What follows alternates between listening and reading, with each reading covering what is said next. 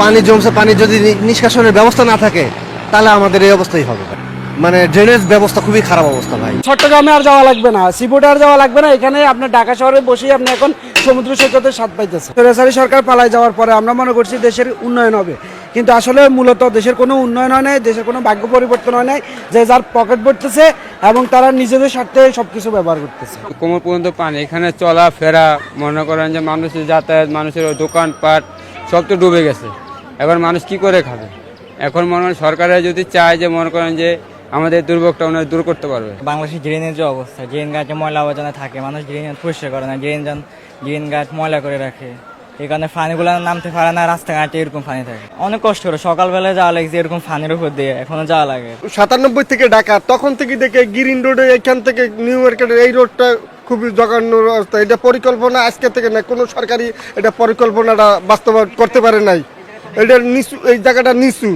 যে সরকারি আসছে কোনো সরকারি এটা বাস্তবায়ন করতে পারবে না, ভবিষ্যতে পারবে কিনা আল্লাহই ভালো জানে। সিটি কর্পোরেশনের কাছে ড্রেন পরিষ্কার করা হয় না, ময়লা ছেলে ফেলা।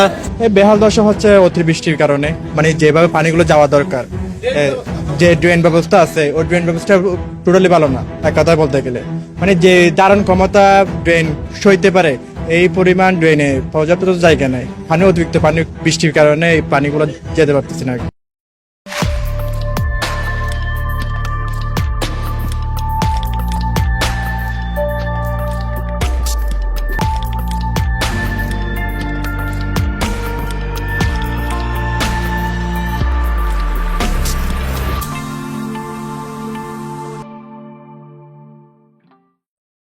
গত পর্বে কইছিলাম চট্টগ্রাম ডোবে প্রকৃতির কারণে। জোয়ার, পাহাড়, সমুদ্র, প্রকৃতি চট্টগ্রামকে সৌন্দর্যই শুধু দেয় নাই, কিছু বিপজ্জনক বৈশিষ্ট্য দিছে। ঢাকার বেলায় চট্টগ্রামের মতো এই অজুহাতটা খাটে না। ঢাকায় যে ডোবে এটা প্রকৃতির খেয়াল না, এটা একটা ধীর পরিকল্পিত। এই শহরের রক্ষা ব্যবস্থা নিজের হাতে আমরা ধ্বংস করছি। 3টা সংখ্যা শোনেন তাহলেই বুঝবেন। এক সময় ঢাকায় প্রাকৃতিক খাল ছিল 65টা, আজ কার্যত টিকে আছে 26টা। বাকি প্রায় 40টা খাল দখল হয়ে ভরাট হয়ে চিরতরে হারায় গেছে। এখন নতুন প্রজন্ম জানেও না যে ওইখানে একদিন খাল ছিল। 2 নাম্বার, একটা সুস্থ শহরে মাথাপিছু অন্তত 4.5 বর্গমিটার জলাধার থাকার কথা, একজনের জন্য 4.5 বর্গমিটার। পুকুর, বিল, লেক সব মিলা ঢাকায় আছে মাত্র 1.5 বর্গমিটার, আদর্শের 1/3। আর গত 44 বছরে 1980 থেকে 2024 ঢাকা তার 60% বেশি জলাধার হারায় ফেলছে। একই সময় শহরের কংক্রিট ঢাকা এলাকা বাড়ছে প্রায় 7.5 গুণ। 1980-তে ছিল মাত্র 7%, এখন 49%। যে পরিমাণে কংক্রিট কাঠামো থাকার কথা ছিল সেই পরিমাণে কংক্রিট কাঠামো 50টা থানার মধ্যে 30টারই সেই নিরাপদ সীমা অতিক্রম করে গেছে। ধানমন্ডি, মিরপুর, উত্তরার মতো এলাকা 80 থেকে 90% কংক্রিট, শুধু কংক্রিট। শহরটা আক্ষরিক অর্থে একটা কংক্রিটের চাদরে ঢেকে গেছে, যার নিচে পানি ঢোকার আর কোনো জায়গা নাই, ফাঁকা নাই। যে বক্স কালভার্ট দিয়ে পানি যাওয়ার কথা সেগুলোর ভেতরে ময়লা পানিতে পলিতে জমাট বেঁধে এখন স্বাভাবিক প্রবাহের 5 থেকে 10% গতিতে মাত্র পানি টানে। মানে নালা আছে কাগজে, বাস্তবে মৃত। খাল আর কালভার্টের ভেতরে পানি জমে সিমেন্টের মতো শক্ত হয়ে গেছে। তাহলে বুঝেন বৃষ্টির পানি নামবে কোথায় দিয়ে? খাল নাই, জলাধার নাই, নালা বন্ধ, পানি যাওয়ার সব দরজা আমরা নিজের হাতে বন্ধ করে দিছি। এখন বৃষ্টি নামলে পানি রাস্তাতেই থাকে, আর কোনো উপায় তো রাখিনি। এইটাই হইতেছে ঢাকার আসল গল্প। প্রকৃতি ঢাকারে ডোবায় না, ঢাকা আমরা ডুবাইছি, নিজেরা ডুবাইছি। আমরা খালটাল পরিষ্কার করি, তারপরে আবার সেটা ভরে যায়। কেন? কারণ খালটাল পরিষ্কার করা এটা একটা ঘটনা, কিন্তু এটাকে ঠিক রাখা, পরিষ্কার রাখা এটা একটা ব্যবস্থা। মোহাম্মদপুরে খাল কার্টুনিস্ট মিশুর উদ্যোগে পরিষ্কার করা হলো, কয়েকদিন পরে আবার ময়লা জমতে শুরু করলো। কারণ পরিষ্কার করা একটা ঘটনা, কিন্তু পরিষ্কার রাখা একটা ব্যবস্থা, আর সেই ব্যবস্থা করার সক্ষমতা আমাদের নাই। সেই পুরানো অভিশাপ, যৌথ সম্পদের ট্র্যাজেডি। খালে ময়লা ফেললে ব্যক্তির লাভ, এক ব্যাগ ময়লা, কিন্তু ক্ষতি গোটা শহরে ছড়ানো। তাই এলাকাবাসী যারা পরিষ্কার খালের সরাসরি সুবিধাভোগী তারাই খালে ময়লা ফেলে। আর একটু পরিষ্কার করে বলি, একটু বুঝতে সুবিধা হবে। দেখেন কিভাবে এটা কাজ করে। ধরেন আপনি খালের পাশে থাকেন, মানে আপনি বা যে কেউ একজন, আপনার হাতে একটা ব্যাগ ময়লা। আপনার 2টা পথ, হয় হাইটে গিয়ে ডাস্টবিনে ফেলবেন, নয়তো জানলা দিয়ে খালে ছুঁড়ে ফেলবেন। এখন আপনি মনে মনে হিসাব করেন, খালে ফেললে আপনার লাভ তো, সময় বাঁচলো, কষ্ট বাঁচলো, যাইতে হইলো না হাইটে হাইটে। আর ক্ষতি আপনার এক ব্যাগ ময়লা তো গোটা খাল বরাদ হয়ে যাবে না, তাই না? ক্ষতিটা এত সামান্য, এত ছড়ানো যে আপনি নিজের টেরও পাবেন না। তাইলে আপনার ব্যক্তিগত হিসাবে খালে ফেলাটাই বুদ্ধিমানের কাজ, তাই না? যৌক্তিক কাজ, লাভ পুরাটা আপনার, ক্ষতির ভাগটা গোটা শহরে, যার মধ্যে আপনি একজন, আপনার উপরে সামান্য পড়বে। সমস্যা হইলো এই একই হিসাব খালপাড়ের প্রত্যেকে করে। 10,000 মানুষ প্রত্যেকে ভাবে আমার এক ব্যাগে কি বা হবে, আর 10,000 ব্যাগ জমে খালটা মরে যায়। এখানে আসল পেঁয়াজটা, যে এলাকাবাসী পরিষ্কার খালের সবচেয়ে বড় সুবিধাভোগী, শুকনো রাস্তা, মশাহীন পাড়া, তারাই খালটা ভরাট করে ফেলে। কারণ প্রত্যেকে নিজের জায়গায় দাঁড়ায়, ঠিক সিদ্ধান্তটা নেয়, ঠিক কথা করে, ঠিক কাম করে আর কি। কিন্তু সবার সে ঠিক কাম একসাথে জড়ো হয় একটা ভুল ফল বানায়, সবার ক্ষতি হয়। ব্যক্তির যুক্তি আর সমষ্টির স্বার্থ এখানে উল্টা দিকে টানাটানি করে, বুঝেছাও? ভাগের মা গঙ্গা পায় না। বাংলাদেশ যেন এই প্রবাদটাকে জাতীয় একটা নীতিতে, ট্র্যাজেডিতে পরিণত করছে। এখন কইতে পারেন যে এইটা তাইলে কেমনে করে সমাধান করবেন? সমাধান আছে, আমি এপিসোডে দেখাই দেব। আমারে নিয়া আমার এইটারা ট্রল করে সব জানতা হলে। সারা দুনিয়া অনেকে এমন সমস্যায় পড়ে নাই। আমাদের সমস্যাগুলো তো ইউনিক না, তার সমাধানও করছে সারা দুনিয়া। তাদের উদাহরণ দেখে আমরা সমাধানের রাস্তা বের করতে পারি। এর জন্য তো সব জানতে হওয়ার দরকার পড়ে না, তাই না? কাণ্ডজ্ঞান থাকলেই হয়। ওই আলাপে যাওয়ার আগে আরো কয়েকটা জিনিস একটু দেখে নেই, এই ঢাকার জলবদ্ধতা বোঝার জন্য এটা খুব জরুরি। কি কি আসেন দেখি। ঢাকার ড্রেনেজ এটা গঠনগতভাবে পঙ্গু। 4টা জায়গায় আমি আইডেন্টিফাই করে বলতেছি। 1 নাম্বার, ঢাকার বৃষ্টির পানি সামলায় মূলত 4টা আলাদা সংস্থা, প্রত্যেকের ভাগে আলাদা আলাদা টুকরা। পানি উন্নয়ন বোর্ড চালায় বাঁধের রেগুলেটর এবং গেট, 52টা সুইচ গেট আছে, একটা পাম্প স্টেশন আছে। ওয়াসা চালায় বড় খাল এবং পাইপ, 385 কিলোমিটার ড্রেন আছে, 4টা পাম্প আছে, 10 কিলোমিটার বক্স কালভার্ট আছে। সিটি কর্পোরেশন চালায় ছোট নালা, উত্তরে 1250 কিলোমিটার, দক্ষিণে 961 কিলোমিটার। আর রাজুক তাদের নতুন রাস্তার পাশে ড্রেন বানায়। এখন বুঝেন, 1 ফোঁটা বৃষ্টির পানি নদীতে পৌঁছাইতে হলে তাকে রাজুকের ড্রেন, সিটি কর্পোরেশনের নালা, ওয়াসার খাল, পানি উন্নয়ন বোর্ডের গেট, 4টা মালিকানা পার হইতে হবে।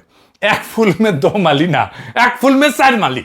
ঠিক যেখানে মালিকানা বদলায় ওইখানে গ্যাঞ্জাম বাঁধে, পানি আটকায়। বুয়েটের একটা গবেষণা সরাসরি বলছে যে কেউ কারোর সাথে সমন্বয় করে না, অথচ সব কাজ পরস্পর সংযুক্ত। এক জায়গায় সমস্যা হলে পুরা পানির প্রবাহ চ্যানেল আটকে যায়। 2 নাম্বার সমস্যা কি? ঢাকার পানি নামে মূলত গ্র্যাভিটিতে, মাধ্যাকর্ষণে। এর মানে উপর থেকে নিচে নামে স্বাভাবিকভাবে, স্বাভাবিক গতিতে পানি যেভাবে নামে আর কি, গড়ায় গড়ায় নদীতে। কিন্তু ভয়ঙ্কর ব্যাপারটা হইতেছে যে মে থেকে অক্টোবর এই টাইমে আমাদের ঢাকার আশেপাশে যে নদীর পানি স্তর, শহরের ভেতরের যে পানি স্তর তার চেয়ে উঁচু হয়ে যায়, বুঝছেন? গ্র্যাভিটি উল্টা কাজ করে, নদীর পানি শহরের মধ্যে ঢুকে পড়ে, পানি বেড়ানোর বদলে নদীটাই শহরে ঢুকে ফেলে। তাইলে আপনার ওই যে দিক দিয়ে নদীতে পানি যাবে সেটা বেড বন্ধ করে পাম্প চালানো ছাড়া তো কোনো উপায় নাই। এই চট্টগ্রামে যে জোয়ার সমস্যায় হুবহু একই রকম ঢাকাই সংস্করণ, শুধু সাগরের বদলে নদী। আর ঢাকা সমুদ্রপৃষ্ঠ থেকে খুব বেশি উঁচুতে না, কিন্তু মাত্র 6 থেকে 8 মিটার উঁচু। শহরের পূর্বাংশ মানে বালু নদীর দিকের এলাকা যেমন রামপুরা, বাড্ডা, খিলগাঁও, বাসাবো, ডেমরা, যাত্রাবাড়ি সবচেয়ে নিচু। পশ্চিম এলাকা 2080 সালে বন্যার পর বেড়িবাঁধ দিয়ে ঘেরা হয়েছে, কিন্তু পূর্বাংশে এই সুরক্ষার বাইরে, খোলা, নিচু, প্লাবনভূমি, তাই ওইখানে পানি জমে সবচেয়ে বেশি, নামে সবচেয়ে দেরিতে। 3 নাম্বার সমস্যা কি?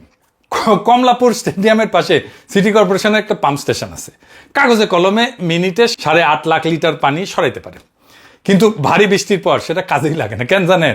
কারণ এর সাথে যে যুক্ত নালা আর বক্স কালভার্ট এটা বন্ধ, পানি যায় না ওই পর্যন্ত। পাম্প আছে কিন্তু পাম্পের মুখ পর্যন্ত পানি পৌঁছায় না, মানে কাগজে আছে কিন্তু কাম করে না। এতে যন্ত্র আছে, নিখুঁত আছে, ইনভেস্টমেন্ট আছে, কিন্তু একটা যন্ত্র নিখুঁত হলে কাজ করতেছে না, কারণ শিকলের যে বাকি জায়গা ওটা ভাঙা থাকলে গোটাটাই তো অকেজো, তাই না? এরপরের সমস্যা কি? ডিএনডি বাঁধ। ঢাকার দক্ষিণে ডিএনডি এলাকা বন্যা ঠেকাইতে চারিদিকে বাঁধ দিয়ে ঘেরা, আপনারা তো জানেন। বাঁধ বাইরে বন্যা ঠেকায়, কিন্তু ভেতরের বৃষ্টির পানি আটকে দেয়, এটা বাইরেতে দেয় না। সেটা বের করার একমাত্র উপায় হচ্ছে পাম্প, আর পাম্প এত সক্ষম না। পাম্প যত পরিমাণে পানি আসে বের করতে হয় সেটা পারে না পাম্প। তাহলে হইলটা কি? বাদ দিয়া বাইরের বন্যা ঠেকাইলেন, কিন্তু ভেতরের বৃষ্টির পানিও আটকা পড়লো। তো আগে এই পানি শুষে নিত ভেতরের কৃষি জমি। 1962 সালে ডিএনডির এলাকার ভেতরে 80% ছিল ধান ক্ষেত। প্রকৃতির এটা স্পঞ্জের মতো, পানি গেলে টেনে নেয়। কিন্তু নগরায়নে ওই কৃষি জমির নামে আসতে 25%-এর নিচে, বাকিটা কংক্রিট। এখন পানি শোষণের জায়গাও নাই, বেড়ানোরও পথ নাই, আর পাম্প কাজ করে না। আমার পাম্প যা দরকার তার চেয়ে কম। ফল কি? বাঁধের ভেতরে প্রায় 87% এলাকায় এখন বৃষ্টি হলে ডুবে যায়। সুরক্ষার জন্য বাদী হয়ে উঠলো জলাবদ্ধতার উৎস। রাষ্ট্র এক সমস্যা সমাধান করতে গিয়ে আর এক সমস্যা বানায় ফেললো। তার মানে ঢাকার ড্রেনেজ শুধু নোংরা না, এটা গঠনগতভাবে পঙ্গু। ময়লা পরিষ্কার করলেও একই ডিজাইন সমস্যা থেকে যায়। এবার একটা গল্প বলি, টাস্কি তো খেয়া যাবেন। 1998 সালে ঢাকার ইতিহাসের অন্যতম ভয়াবহ বন্যা হয়েছিল। আপনারা মুরব্বীরা জানেন, বয়স্করা জানেন। শহরের 56% ডুবে গেছিল। শহরের প্রায় 1/4 পানি বেড়ায় একটা মাত্র গেট দিয়া, রামপুরা রেগুলেটর দিয়া। বন্যার সময় দেখা গেল এই রেগুলেটর কিভাবে চালানো হবে তার না আছে কোনো নীতিমালা, না আছে দায়িত্বপ্রাপ্ত কেউ। আর নদীর পানি ঠেকাইতে যে গেটগুলো বন্ধ রাখার কথা ছিল সেগুলো বন্ধই করা হয়নি। শহরের সবচেয়ে গুরুত্বপূর্ণ পানি নিষ্কাশন গেট কখন খুলবে, কখন বন্ধ হবে, কে চালাবে কেউ জানে না, কারো দায়িত্ব না। তো শহর তো ডুববেই, ঢাকা শহর কি বেঁচে থাকবে? কারণ শহরের সবচেয়ে জরুরি সুইচটার পেছনে কোনো মানুষ নাই, কেউ দায়িত্ব নাই, কোনো নাম নাই, কোনো জবাবদিহিতা নাই।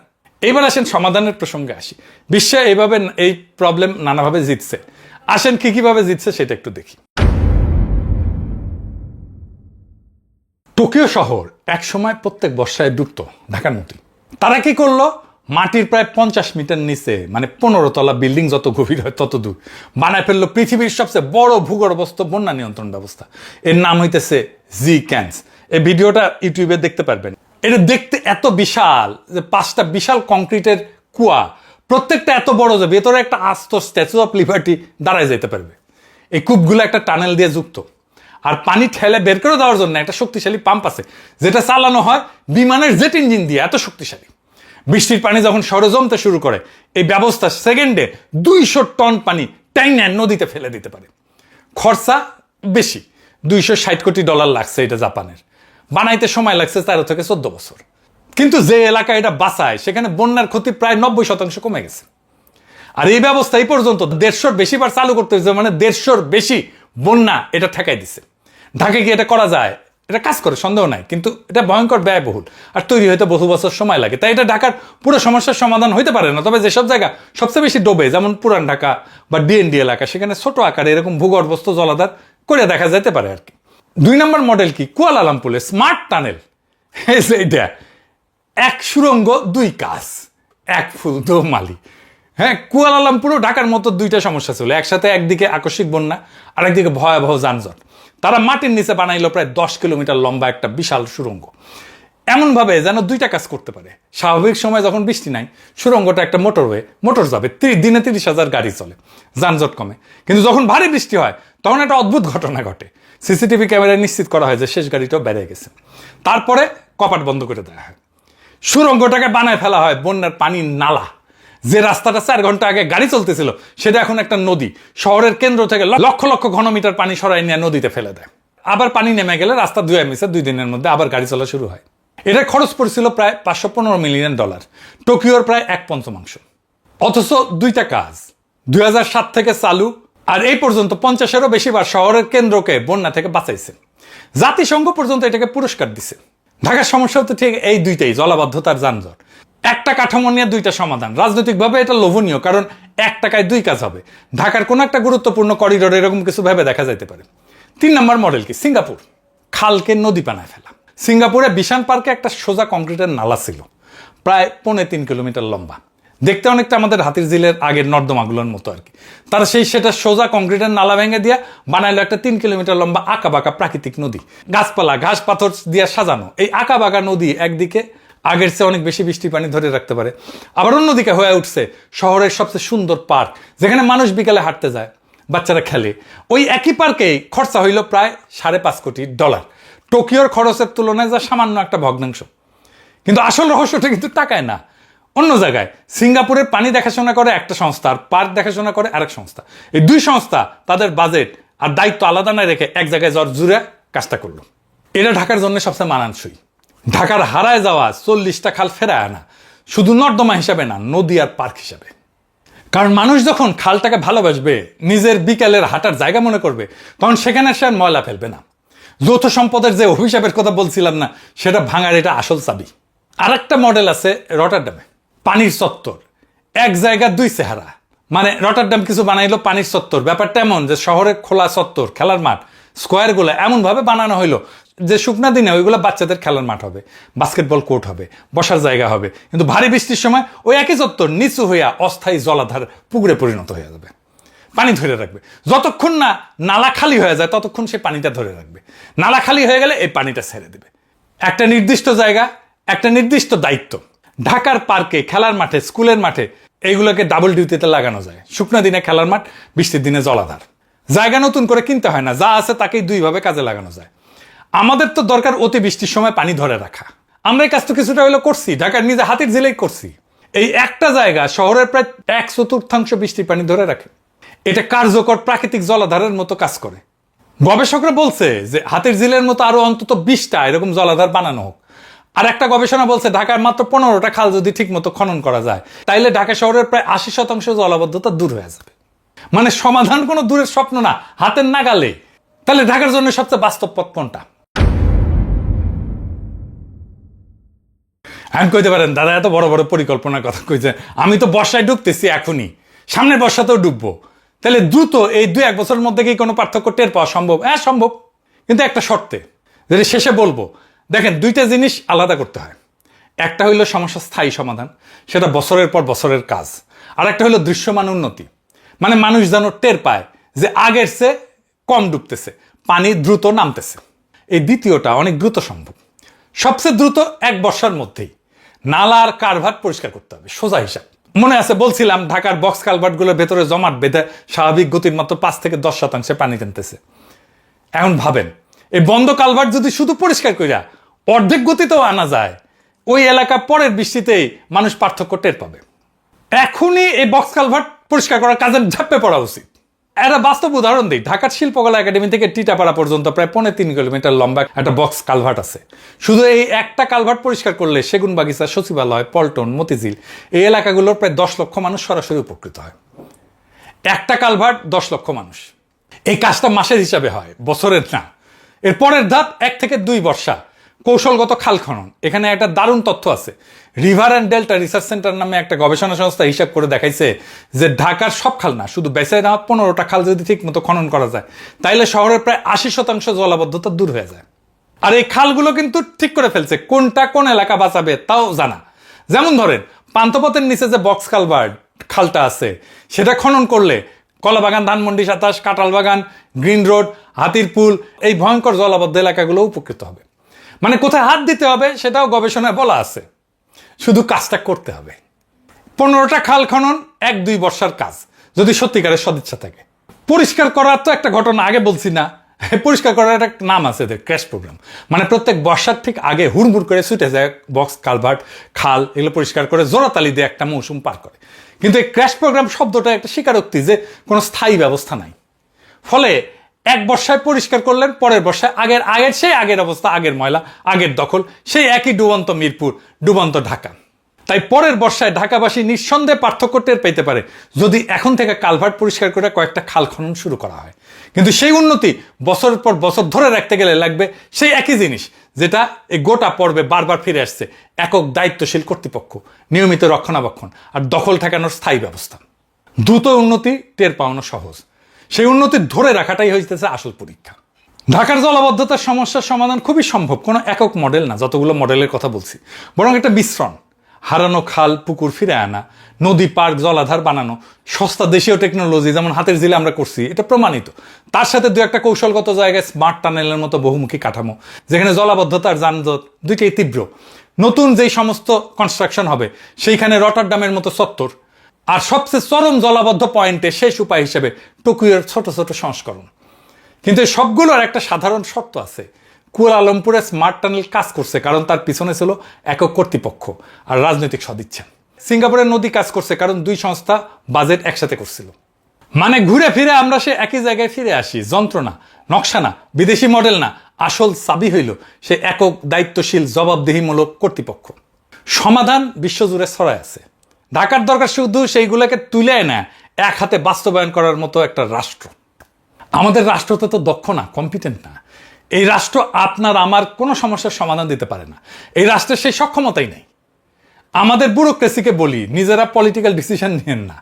আমাদের সমস্যা কিন্তু ব্যুরোক্রেসি একটা, মানে পলিটিক্যাল ডিসিশন নেবে পলিটিক্যাল লিডারশিপ, পলিটিক্যাল লিডারশিপের উপরে ছাইড়া দেন।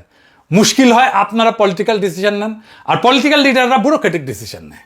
অ্যান্ড কইবেন, এক্সাম্পল দেন, ভাবেন একজন ইউএনও বা ডিসির কাজ কি হওয়ার কথা? সরকারের সিদ্ধান্ত মাঠে বাস্তবায়ন করা, তাই তো? এটা প্রশাসনিক কাজ, এটাই তাদের দক্ষতা। আর আপনার এলাকায় নির্বাচিত চেয়ারম্যান বা এমপির কাজ কি? এলাকার জন্য কোন সিদ্ধান্ত হবে, কোন রাস্তা আগে হবে, কার স্বার্থ অগ্রাধিকার পাবে, এই রাজনৈতিক সিদ্ধান্ত নেওয়া। কারণ তিনি আপনার ভোটে নির্বাচিত, তাকে আপনার কাছে জবাবদিহিতা করতে হবে। কিন্তু বাস্তবে কি হয়, অনির্বাচিত ইউএনও ডিসি হয়ে ওঠে এলাকার আসল ক্ষমতার মালিক। এমনকি নির্বাচিত চেয়ারম্যানকে সরায় ইউএনওকে বসানো হয় উপজেলা শিক্ষা কমিটির প্রধানের চেয়ারে।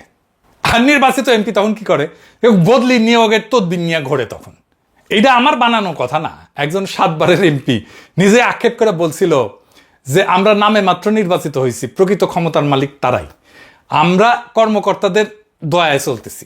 মাননীয় স্পিকার, বর্তমানে যে অবস্থাটা তাতে আমাদের এলাকায় এই আমাদের যে সরকারি কর্মকর্তা আছে, যেমন ইউএনও, ডিসি, তারাই এমন দেশের মালিক, তারা যা করে সেটাই চলে।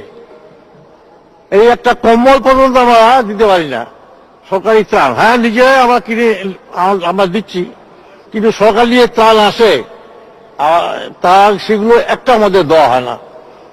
আমরা চাই তারা দয়া করে বলে যে লোকটাকে পাঠিয়ে দিন, একটা স্লিপ দিয়ে আমি কম্বলটা দিয়ে দিব।